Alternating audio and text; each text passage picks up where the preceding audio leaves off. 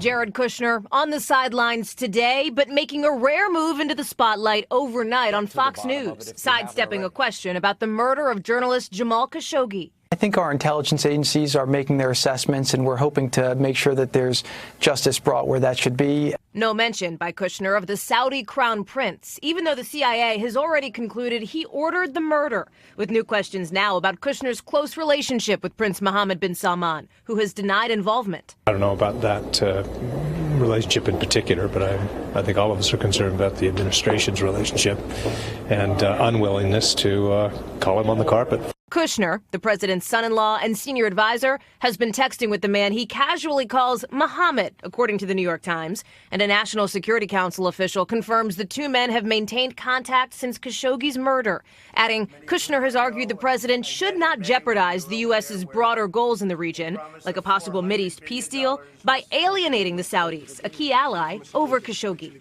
Outgoing UN Ambassador Nikki Haley sitting down today exclusively with NBC's Craig Melvin. I think we need to have a serious, hard talk with the Saudis to let them know we won't condone this, we won't give you a pass, and don't do this again.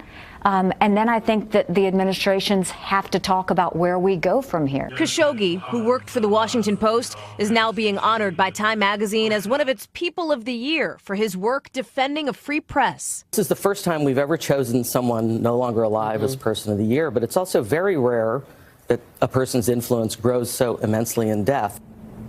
As for Kushner, one of his policy priorities has been work on a bipartisan criminal justice reform bill. Senate leaders now plan to take that up by the end of the year. And if it passes, it would be considered one of Kushner's biggest wins this administration.